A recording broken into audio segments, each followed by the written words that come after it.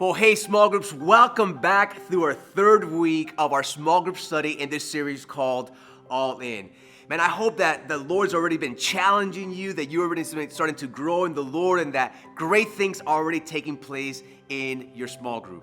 This past week, Pastor Rick and I interviewed Julie Bullock, that she has been instrumental in helping so many different churches and so many different individuals take steps in trusting Christ and in taking steps in generosity.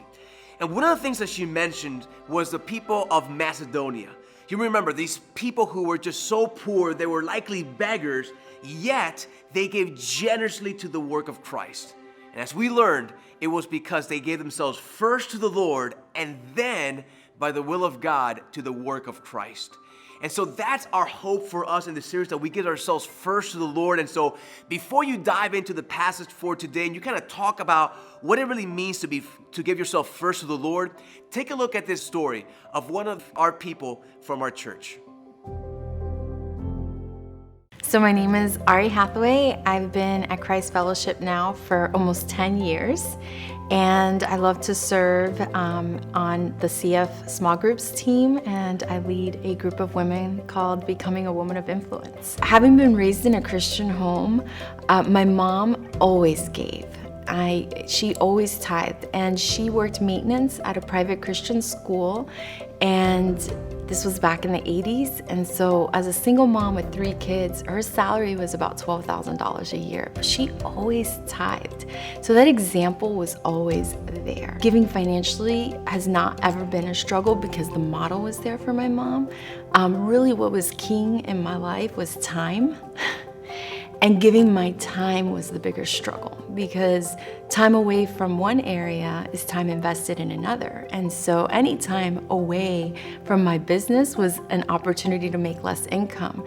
And where I really needed to start tithing was with my time and being a volunteer here and giving God the first part of my time. I had the opportunity to volunteer at the First Steps booth, and watching people come out of a service with transformation in their hearts and in their eyes, and with questions and saying, I want to join this church and this is my home and I have a question for so-and-so. Watching that, you know God is at work here in the lives of others as well too, firsthand. So getting plugged in was awesome. And that really was more of a giving sacrifice for me than doing it with financial resources. I feel like it's been a work that God has been doing in my life for a while now. It started with really being cured of a pride that I had. It was a pride to have the things I didn't have as a child. Really, it starts off small, like, oh, when I grow up, I want to have these things. But really, it can anchor into your life and spiral you out of control, especially living in Miami, right? It's like keeping up with the Rodriguezes, not the Joneses here, right? And that was something that really God worked in my heart and cured me of. And my biggest prayer was that He would give me a heart of contentment. And it's amazing to watch the Holy Spirit cure you of something, and that anchor to be removed out of your life, and to just be content with absolutely everything that you have. It really has been powerful. So coming alongside CF saying to have this initiative to have generosity, right? For God to create the margin in your life to be generous. And when you have a heart of contentment, it's so much easier to be generous because you're not chasing the things of this world. If you're on the fence and you're wondering, I don't know if I could trust God with my finances, the question I would say is, how's it working out so far?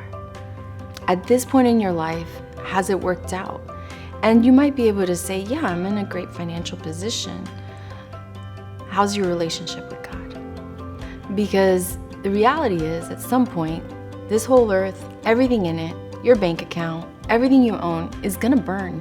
It's all gonna be destroyed. What remains for eternity is your relationship with God. I'm just glad that Christ Fellowship is doing this. I've been here almost 10 years, and this is the first time they've done something like this. And I love vision, and I love having a goal, and I love us coming together and running towards that goal. So it's exciting to be here in a time that we're gonna see growth and we're gonna see lives changed even more, I think exponentially, than what we've seen in the past.